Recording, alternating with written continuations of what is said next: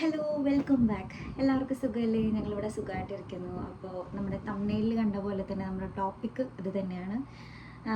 ചായയും കാപ്പിയും അതുപോലെ ഗ്രീൻ ടീ, ചില പാനീയങ്ങളൊക്കെ കുടിച്ചാൽ നമുക്ക് പ്രഗ്നൻസി ടൈമിൽ നല്ലതാണോ അല്ലയോ എന്നുള്ളതിനെ കുറിച്ചിട്ടുള്ളൊക്കെ ഒരു ടോപ്പിക്കാണ് ഞാനിവിടെ പറയാനായിട്ട് ഉദ്ദേശിക്കുന്നത്. അപ്പോൾ നമുക്ക് അധികം വലിച്ചു നീട്ടാതെ വീഡിയോയിലോട്ട് പോവാം. അതിനു മുമ്പ് ഞാൻ എപ്പോഴും പറയാറുള്ള പോലെ തന്നെ നമ്മുടെ ചാനൽ ആദ്യമായിട്ട് കാണുന്നവരാണെങ്കിൽ ചാനൽ സബ്സ്ക്രൈബ് ചെയ്തിട്ടൊന്ന് കാണാനായിട്ട് ശ്രമിക്കുക. ലൈക്ക് ചെയ്യുക, കമൻറ്റ് ചെയ്യുക. ഹെൽപ്ഫുൾ ആണെന്ന് തോന്നുകയാണെങ്കിൽ നിങ്ങളുടെ ഫ്രണ്ട്സിനൊന്ന് ഷെയർ ചെയ്യുക.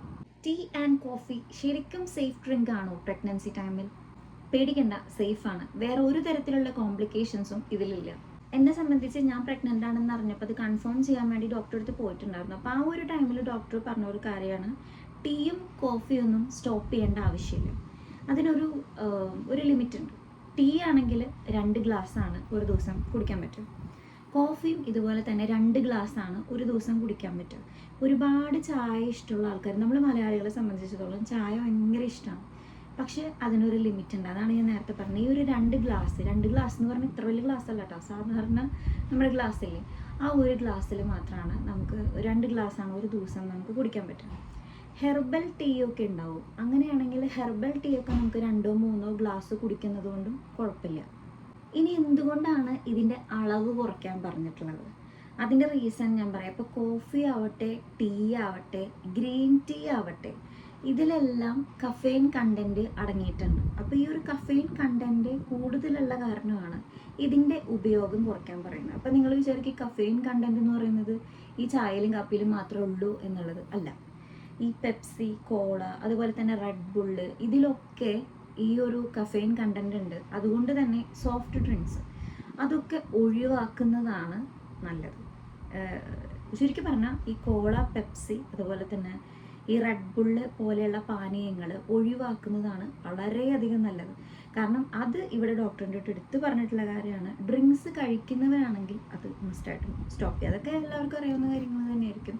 സ്മോക്കിംഗ് ഒക്കെ ചെയ്യുന്നവരാണെങ്കിൽ അതും സ്റ്റോപ്പ് ചെയ്യാം. അപ്പോൾ ഇതൊക്കെ ഇതിൽ കണ്ടന്റ് അടങ്ങിയിട്ടുള്ളത് ഈ കഫെയിൻ ആയതുകൊണ്ട് തന്നെ ഇത് നമുക്ക് ദോഷമായിട്ടാണ് വരിക, നമുക്കും കുഞ്ഞിനും. അപ്പോൾ കോഫിയും ചായയും നമുക്ക് ഒഴിച്ചുകൂടാൻ പറ്റാത്തതായതുകൊണ്ട് നമുക്ക് ഇതിങ്ങനെ ഈ ഒരു അളവിൽ കുടിക്കുകയാണെങ്കിൽ കുഴപ്പമില്ല. പക്ഷേ ഈ ഒരു ലിമിറ്റ് വിട്ട് കഴിഞ്ഞാൽ അത് അമ്മയ്ക്കും കുഞ്ഞിനും ദോഷം തന്നെയാണ്. ഇനി ഇതിലൂടെയൊക്കെ ഉണ്ടാകുന്നൊരു പ്രശ്നം എന്ന് പറഞ്ഞാൽ ബ്ലഡ് പ്രഷറാണ്. ഹൈ ബ്ലഡ് പ്രഷറാണ് നമുക്ക് ഉണ്ടാവുക.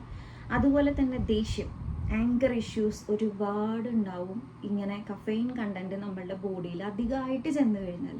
അപ്പോൾ സയൻറ്റിഫിക്കലി ഇതിനാകെ ഇത്ര വശങ്ങളേ ഉള്ളൂ. പക്ഷേ ഒരു കാര്യം എനിക്കിവിടെ എടുത്ത് പറയേണ്ടതായിട്ടുണ്ട് കേട്ടോ. ഞാൻ ഇൻസ്റ്റയിൽ 1-2 വീഡിയോസ് അപ്ലോഡ് ചെയ്തിരുന്ന സമയത്ത് കുറച്ച് പേര്, ഞാൻ എല്ലാവരുടെ കാര്യം പറയാനില്ല, ഇപ്പോഴും ചില അന്ധവിശ്വാസങ്ങൾ കൊണ്ട് നടക്കുന്ന ചില ആൾക്കാരുണ്ട്.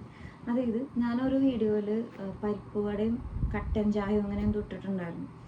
അപ്പോൾ അതിൻ്റെ ഇടയിൽ വന്നൊരു കമൻറ്റാണ്. അതുപോലെ എനിക്ക് പേഴ്സണലി കുറച്ച് പേര് മെസ്സേജ് അയച്ചിട്ടുണ്ടായിരുന്നു, നീതു കട്ടൻ ഒഴിവാക്കുന്നതാണ് നല്ലത്, കട്ടൻ ചായയും കട്ടൻ കാപ്പിയും കുടിച്ചാൽ കുട്ടി കറുത്തിരിക്കും.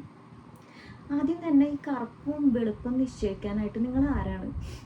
ഞാൻ അറിയാണ്ട് ചോദിക്കുകയാണ്. പിന്നെ കുട്ടി കുറച്ച് കറുത്തിരുന്നു എന്ന് തന്നെ വിചാരിക്കട്ടെ, എന്താ പ്രശ്നം?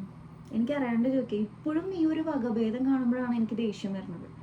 അപ്പോൾ ഇത് പറയാനുള്ള എന്ത് റൈറ്റ്സാണ് നമുക്കുള്ളതെന്ന് ഞാൻ ആലോചിക്കുന്നത്. ഞങ്ങളെപ്പോഴും പ്രാർത്ഥിക്കുന്ന ഒരു കാര്യം, ആരോഗ്യമുള്ള ഒരു കുഞ്ഞ്, അത് ആണായാലും പെണ്ണായാലും അങ്ങനെയാണ് നമ്മൾ പ്രാർത്ഥിക്കുന്നത്. നോർമലായിട്ടുള്ള ഒരു പേഴ്സൺ അങ്ങനെയാണ് വിചാരിക്കുക എന്നാണ് എൻ്റെ ഒരു വിശ്വാസം. അപ്പോൾ ഇത്തരത്തിലുള്ള കമൻസുകൾ ഞാനിവിടെ സ്വീകരിക്കുന്നില്ല എന്ന് ആദ്യം പറയുന്നു. അപ്പോൾ ഇങ്ങനെ നിങ്ങളുടെ അടുത്ത് ആരെങ്കിലും പറയുകയാണെങ്കിൽ നെഗറ്റീവ് പറയുന്നവരെ മൈൻഡ് ചെയ്യാണ്ടിരിക്കുക. ഇനി എന്തൊക്കെ ഗ്രീൻ ടീ കുടിച്ചു അല്ലെങ്കിൽ കാപ്പി ചായ ഒക്കെ കുടിച്ചു എന്ന് പറഞ്ഞാലും മിനിമം ഒരു ദിവസം 2 ലിറ്ററെങ്കിലും വെള്ളം കുടിക്കാനായിട്ട് ശ്രമിക്കുക. അതുപോലെ തന്നെ നാരുകൾ അടങ്ങിയിട്ടുള്ള ഫ്രൂട്ട്സ് കഴിക്കാനായിട്ട് ശ്രമിക്കുക. അയൺ ലെവലൊക്കെ കുറവുള്ളവർക്കാണെങ്കിൽ പോമോഗ്രാനേറ്റ്, അതുപോലെ തന്നെ ഓറഞ്ച് ജ്യൂസൊക്കെ കുടിക്കാനായിട്ട് ശ്രമിക്കുക. അപ്പോൾ ഞാൻ പറഞ്ഞത് മറക്കണ്ട, മിനിമം 2 ലിറ്ററെങ്കിലും വെള്ളം കുടിച്ചിരിക്കണം മസ്റ്റായിട്ട്. അത്രയേ ഉള്ളൂ ഈ ഒരു വീഡിയോയിൽ എനിക്ക് പറയാനുള്ളത്. അപ്പോൾ അത്യാവശ്യം എല്ലാവർക്കും മനസ്സിലായി എന്ന് ഞാൻ വിചാരിക്കുന്നു. അപ്പോൾ അടുത്തൊരു ഹെൽപ്ഫുൾ ആയിട്ടുള്ള വീഡിയോ ആയിട്ട് ഞാൻ വീണ്ടും വരാം. അതുവരേക്കും ടാറ്റ. അപ്പോൾ ഞാൻ ചാനലിൽ ആദ്യം പറഞ്ഞ പോലെ നമ്മുടെ ചാനൽ ആദ്യമായിട്ട് കാണുന്നവരാണെങ്കിൽ സബ്സ്ക്രൈബ് ചെയ്തിട്ട് കാണാനായിട്ടൊന്ന് ശ്രമിക്കുക. ലൈക്ക് ചെയ്യുക, കമൻറ്റ് ചെയ്യുക, ഷെയർ ചെയ്യുക.